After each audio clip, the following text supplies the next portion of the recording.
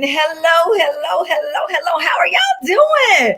We are so super duper excited to have each and every one of you on tonight. We hope that your week has gone exceptionally well. We hope that even this weekend you have done something, engaged in something that's made your heart smile, that's made your head feel a little lighter, right? Your heart feel a little lighter because we know that there's a lot going on in the world, y'all. But we also know that there's a lot that is within our control. And I promise you, if you start taking really good care of yourself, you will be better positioned to operate in your purpose. And so tonight, y'all, we have a special guest coming up. Y'all know I normally do a lot of talking before I bring them on. I'm not going to do it today, y'all. I'm bringing them on. I'm so excited. Hey, Dr. Nelson, how are you? I am so well, sir. How are you doing today? I'm doing good. It's such a blessing to be with the boss. So what a great way to start the week. Being with you tonight. Well, listen, I appreciate you so very much. The people may not know, but I'm going to school them really quick on who you are and why they need to get to know you guys. But y'all know what Boss Moves is all about. If you didn't know, let me quickly remind you, being a boss is not about your position. It's about your purpose. It's about, are you operating in your purpose? And it stands for us being, y'all, we want to be bold, optimistic, spontaneous, and substantial. So make sure that as we're going throughout the night that you're paying attention, because I promise you, you are going to hear some key things, some key ideas, strategies, systems to help you be bold, optimistic, spontaneous, and substantial. You guys know I always ask you, what's in your cup? Y'all, I got my boss cup, right? I am drinking I love tea. All right, Dr. Hammitte, I love tea. And so tonight I have one of my favorites, my African nectar tea. What are you drinking over there? You got some tea. I actually have my C4 energy drink. It's been a long weekend. Didn't get a chance to go to the gym. I may go after this, but I'm drinking my C4 energy drink. I love it. Did y'all hear that? He said he goes to the gym, right?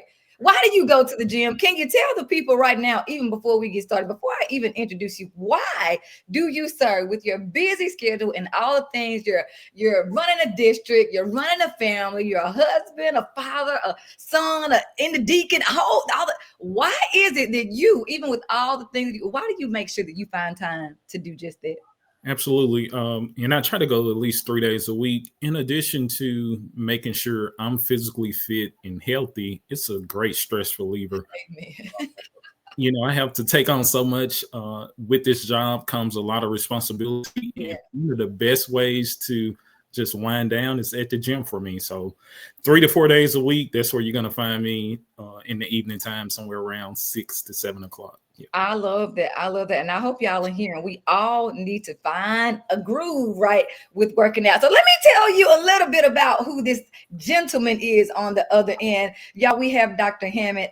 Again, he is the award-winning, trailblazing superintendent of Jefferson County School District right here in the state of Mississippi, y'all. He is a transformative educational leader and a proud native of Fayette, Mississippi, who made history in July of 2019 as the youngest and first appointed superintendent of Jefferson County School District, a 2003 graduate of Jefferson County High School.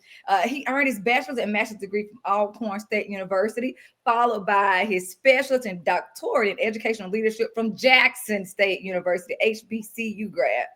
Right, he has been guided by his unwavering commitment to educational excellence and community empowerment, and you will hear this throughout the message tonight. He has championed a mission rooted in servant leadership, academic innovation, and strategic process. His early love for learning, nurtured by his family and community, now fuels his vision to uplift children across Mississippi, regardless of their zip code or their background. Under his bold leadership, check this out, y'all. You can Google him, right? But under his leadership, Jefferson County School District has made historic gains. And let me add made and sustained. All right. Let me add that made and sustained historic gains, climbing from an F rated to a successful status.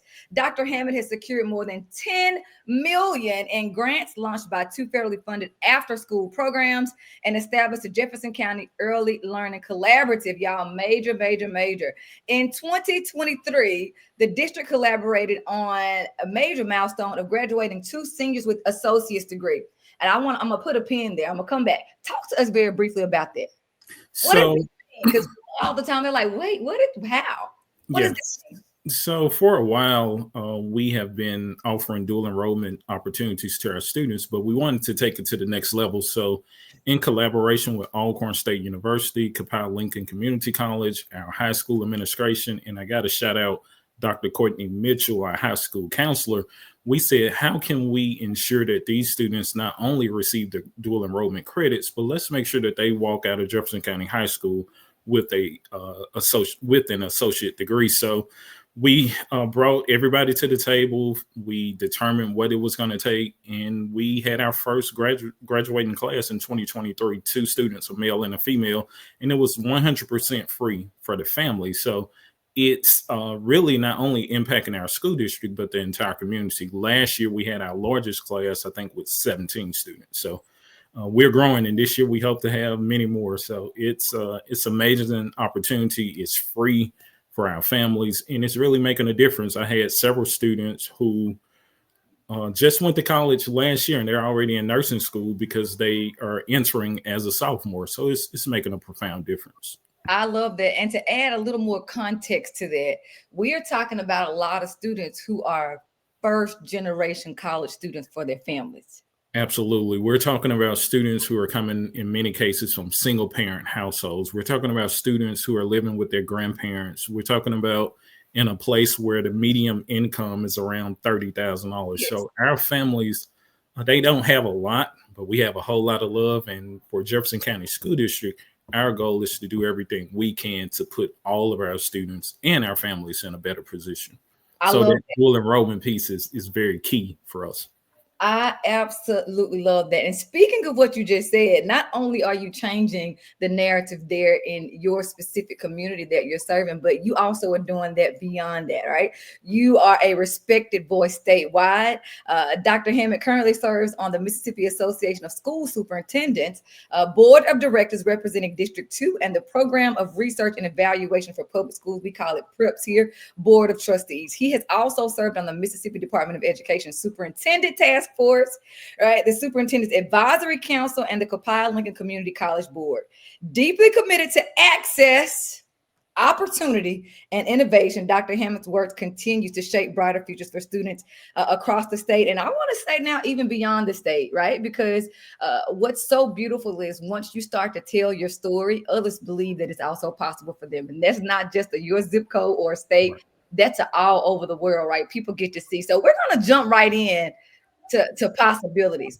Let's talk vision, because as I read in your bio, one of the things that you said was, okay, you were the first, the youngest, ... and you were taking on an F-rated district. What I know to be true is when you are the youngest, when you are the first, and add on what we call sometimes a scarlet letter in education, right? Well, talk to me about the vision that you had. And what did you see possible, regardless? Okay, you're walking into a situation where you are, we know this thing in education. We know the young people sometimes in situations and districts will say they need to go sit down and learn how we do things. But you were brand new, straight out the gate. Let's go. What was the vision that you had, and what was it that you were seeing as being possible for your district, regardless of what was right there in front of you? Talk to us about vision, and we know that's important. Absolutely.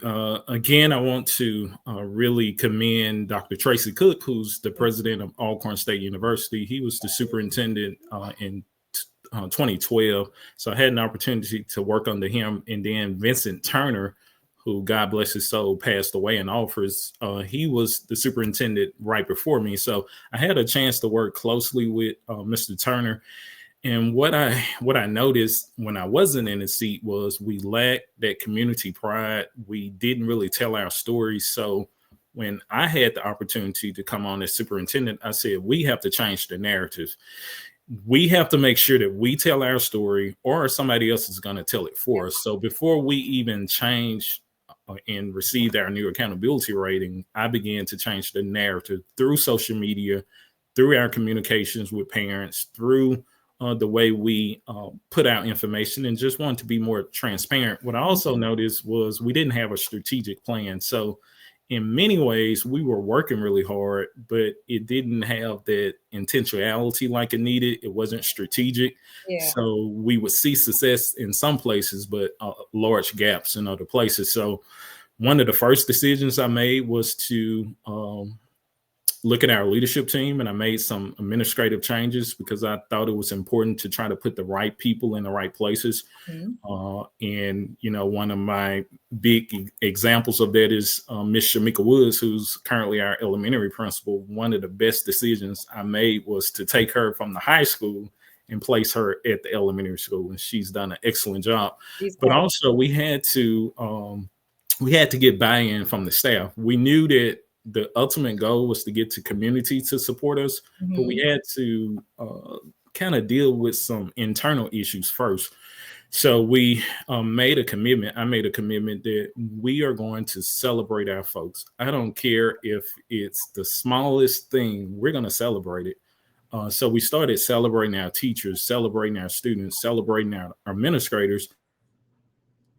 And believe it or not, people want to make money, but they also want to feel supported. They want to feel heard, and they want to be appreciated. So we started to see some changes with that.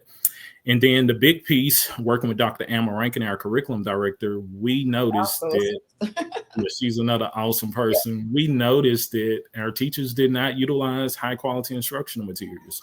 So they were pulling from Teacher Pay Teacher and other unvetted sources. And what you would find many times was that the rigor wasn't there. It wasn't aligned to the Mississippi standards. So again, it was about taking a comprehensive approach around innovation, around community, and around making sure that every student had access to grade level content in order to see the results that we wanted to see.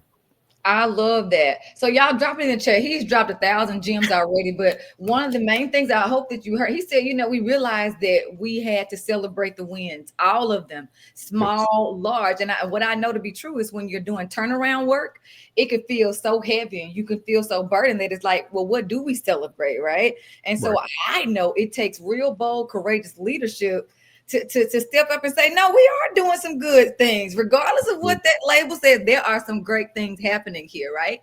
Like you said, people got to know that you see them and you celebrate them. So how amazing. And talk to me though, one more, what gave you the courage though? Because a lot of people are in schools, they're doing transformative work, right? They're doing the heavy lifting, but they are afraid to tell the story because they know the story is not finished yet, right? So we wanna go through the whole story and then write the book after it's done, right? What gave you the courage and because you're still writing the story? I mean, it's a major success story, but what gave you the courage to, at the very beginning, no, we're going to start talking about this thing out loud and we're going to let you see what's going on? What was the thing that made you say, no, we just got to talk about it right now?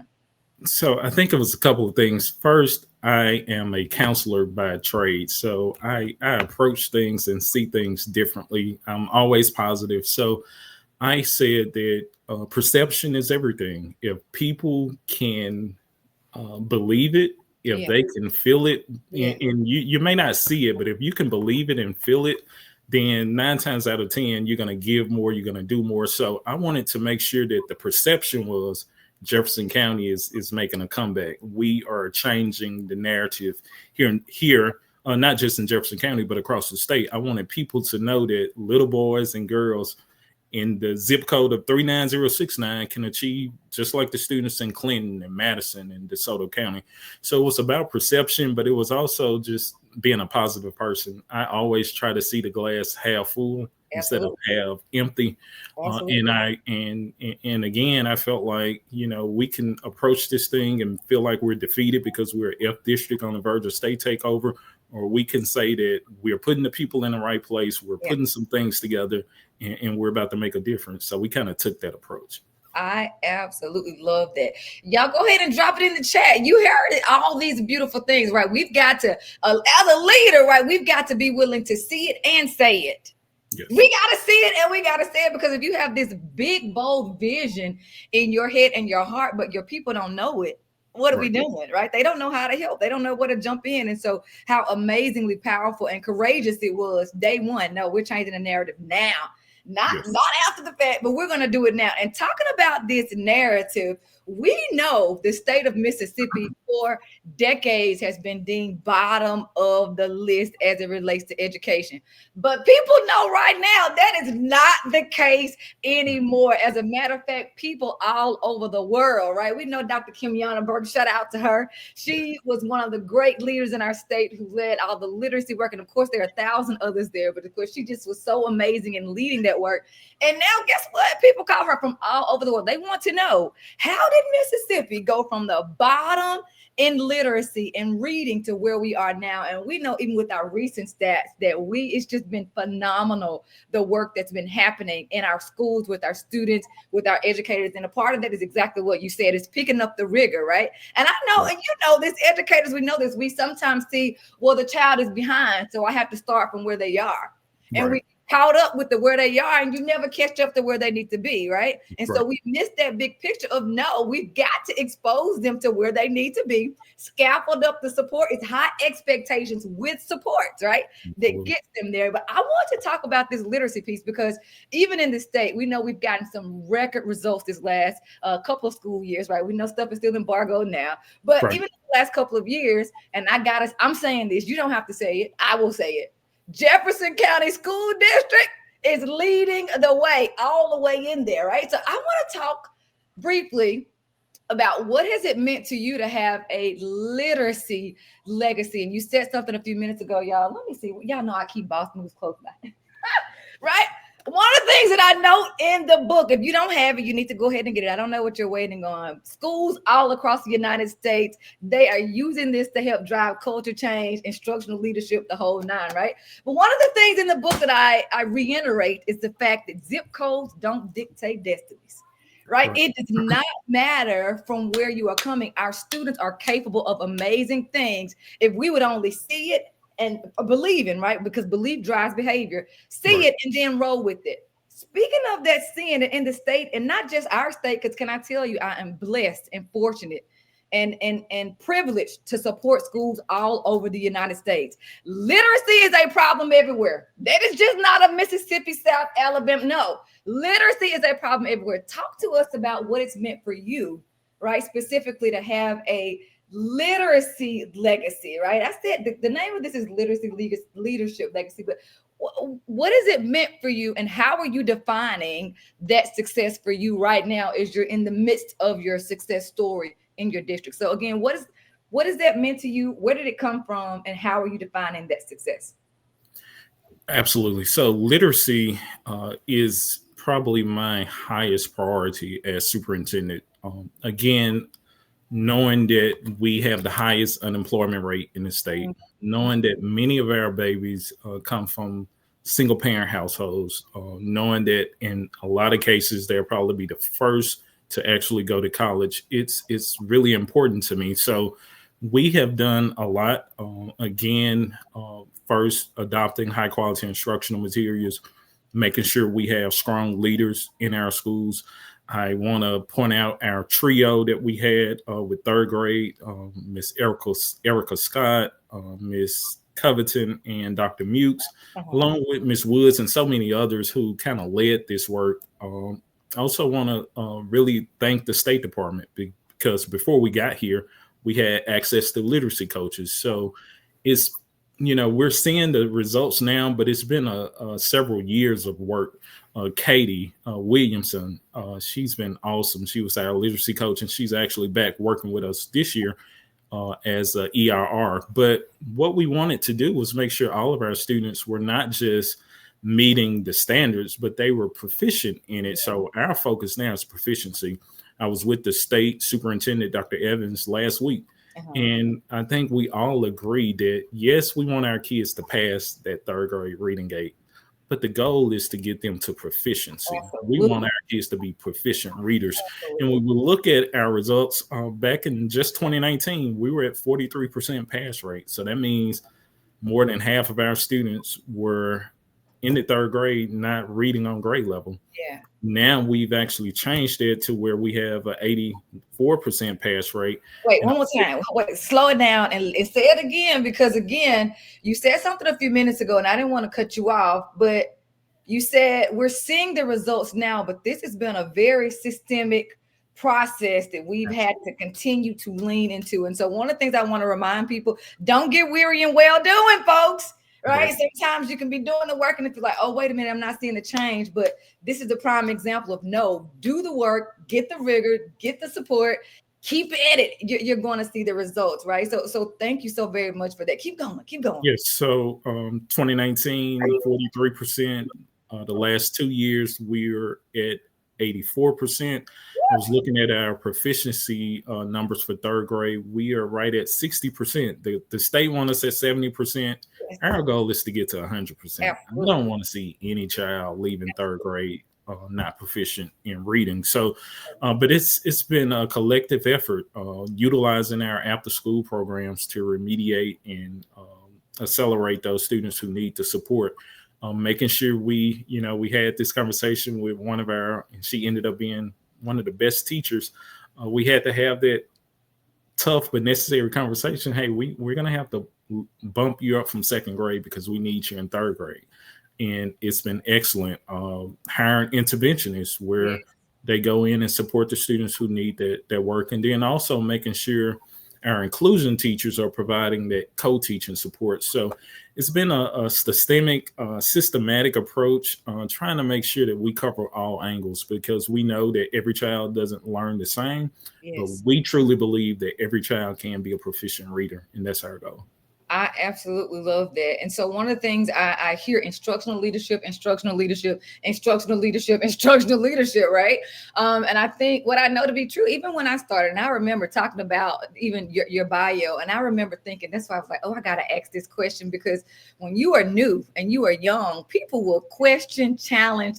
It's like, we don't want to follow that because you don't know what you're doing, right? I remember, being at one point the youngest sitting administrator in a middle school in the state, and we were running one of the largest middle schools in the state, right? And so I just remember just all the things, right, that can happen. And so I again want to say kudos to you. But something else you just said is strategically aligning my resources. Absolutely. Resources is people, right? And then looking at, okay, what are we spending the money on? Can we spend it on, right? But the other piece is instructional coaching, y'all. And I'm not afraid to throw it in there. Instructional leadership, y'all. You need some coaches. You could not be the only one in your district. I don't know if you heard him say that, but he's named at least 10 people in his district that are helping to lead the work, right? And so, and you've said this, I had to get a team and I had to build a team. Right. And so I want you guys to keep hearing these things, like you cannot do it alone. Talking about your stats that you just said. So the NAEP 2022, and we have a little bit more recent, but this is just one. 2022, only 33% of fourth graders nationwide were proficient at reading. Let me say that again. Third graders going to fourth grade, right? Think about that in terms of even where you are right now. I mean, just absolutely amazing. And even thinking of that, people say, why reading? Why reading? We know Frederick Douglass said it best, right? Once you learn to read, you will forever be free. Right. Absolutely. And so talking about community is so critically important. And that leads us right even to this next question. And I think you absolutely hit on this, but I want you to lean in a little bit more because, again, you are brilliant at what you're doing. And I want people to hear directly from somebody who not only has done it, but is continuing to forge ahead in doing it. Why is literacy not just an academic goal, right, but a leadership responsibility?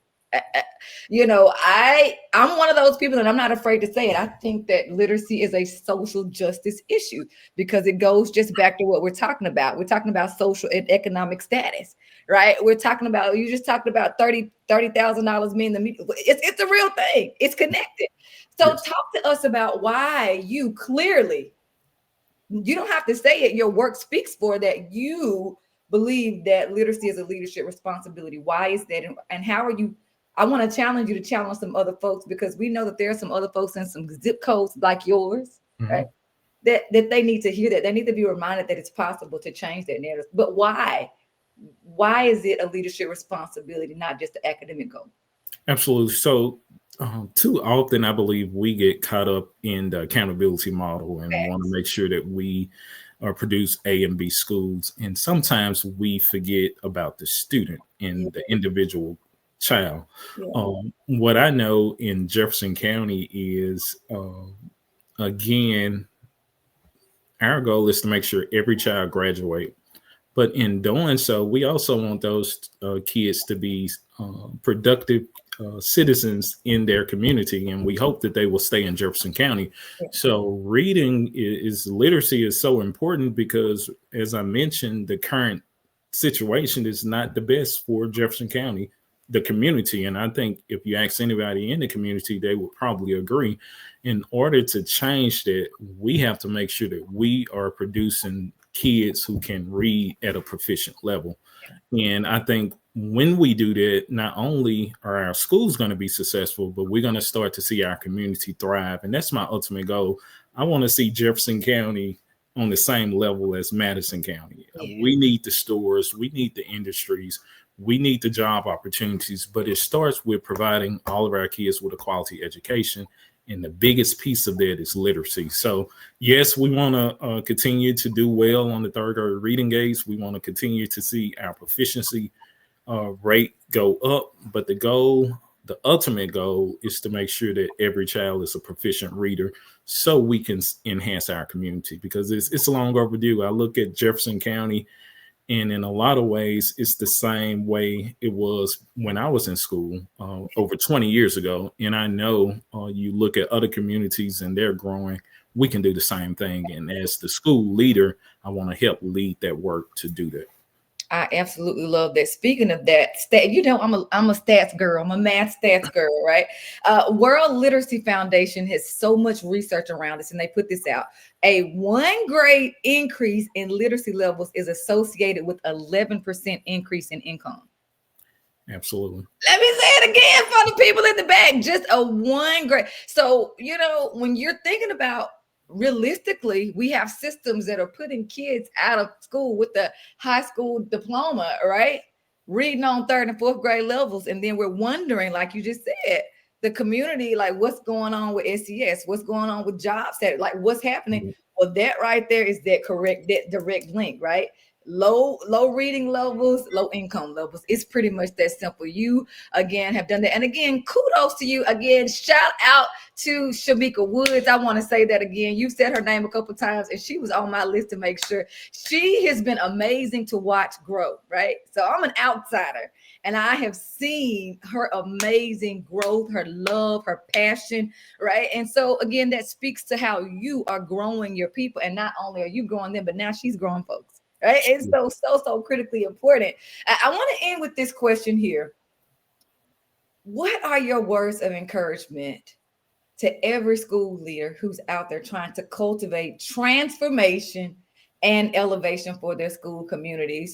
Because again, I said it before, you said it, like zip codes don't dictate destinies, right? And success is not confined to one geographical area. We are all capable of these things, right? Belief drives behavior. And it takes someone like you sitting in a seat who's dedicated, committed, innovative, willing to fail forward, all of those things to get a school district, right? A system from an F to where it is. And I want to say this again, and this isn't a question, this is a thank you, right? Because we also know that there are some leaders in place who you have surrounded yourself with an amazing team. Like you brought them in. There are some people that like are afraid of great people being around them. And I actually think that is one of the major reasons why we have a lot of stunted growth in a lot of school districts, right? Because folks think, I want you to look better than me now. I'm the superintendent, I'm the principal.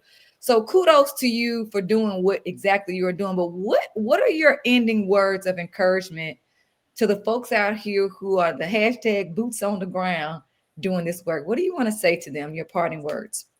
Yeah, I would say that it's so important to be a servant leader, understanding that the custodian is just as important as the principal. Yes. That the kid who's making all A's is no better than the student who hasn't gotten it all together. And actually, that's the child that we really need to wrap our arms around.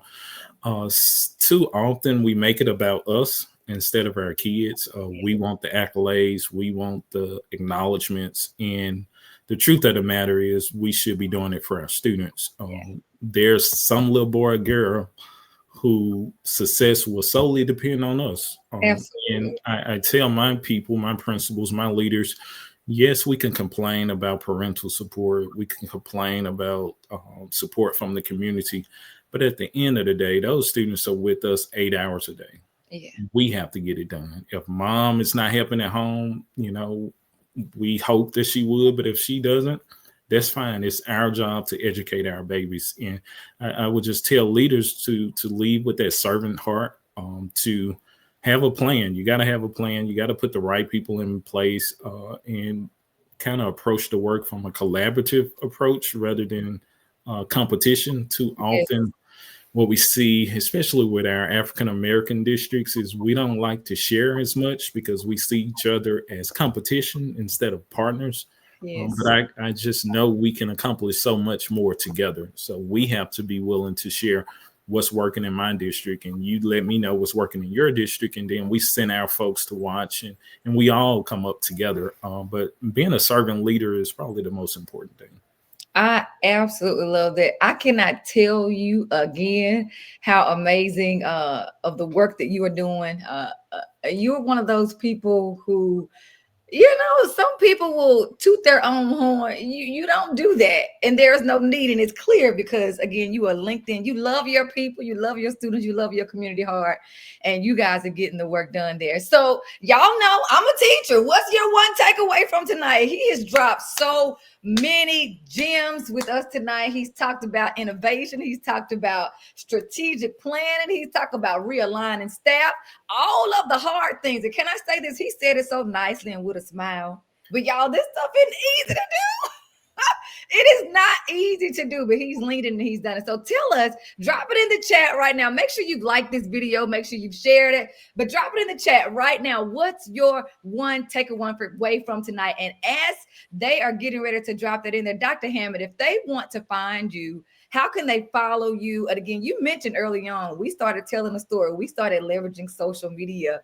And I will say that, y'all, you need, if you're not following a school district or a superintendent's page, follow his. I mean, he is very transparent. He tells it all, right? All the things that they're doing. But how can they find you? And even if they maybe even wanted to email you, how can they do that? Yes, so they can find me on social media on Facebook under Adrian D. Hammitte. We also encourage you to follow our school page, Jefferson County School District. If you want to send me an email, it's Hammitte. That's AHAMMITTE at jcpsd.net, Jefferson County Public School District.net. We're open. Dr. Tim Martin, who used to be in Clinton, he was a Clinton superintendent. He allowed us to come and visit his schools and go in his classrooms, and we've done the same for others. But we want to share what's happening here. It's not a secret. We believe we can do this in all of our schools and all of our districts. So feel free to reach out to us. Again, got some of the best principals, teachers, and of course, students in the state, and very thankful to have this team. I absolutely love that. And let me just share this. I had the privilege of being with you guys. I think, was it last school year, maybe? Last school year, yes. The energy in Jefferson County is contagious. Even before I walked, like pulling up on your grounds, it was like, oh, it's something different about this place. It is something different. And so I just want you again to know that you guys are doing amazing work. And it has been a pleasure even to be of service to you guys. And even speaking of being of service, you need some support with culture, right? Y'all, I provide keynotes, instructional coaching, professional development, all of those things around culture, instructional leadership, right? And even student engagement, because that's another big piece of the puzzle that we are often missing, right? So you can have the HQIM, you can have those things, but often we need the link. And speaking of a link, I don't know that I told you, I was with Colin. I've been doing a lot of trio work, working with first generation college students, which has been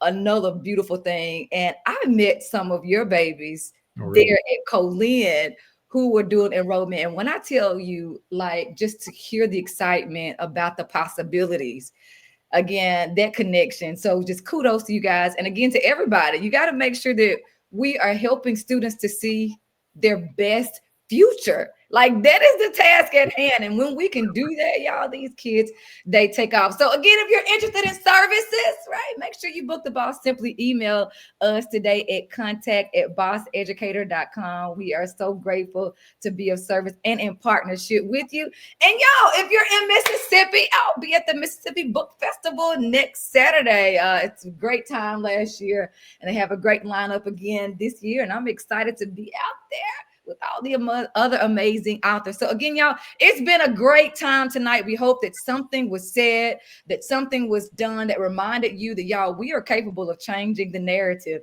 wherever we are, right? And so y'all drop it in the chat.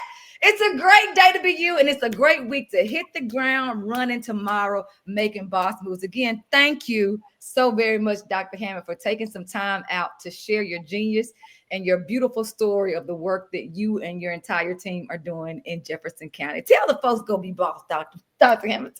Thank you so much, Dr. Nelson. And again, it's excellent to be with the boss, and we're definitely bringing you back to Jefferson County. I would encourage any superintendent, school district to reach out to you.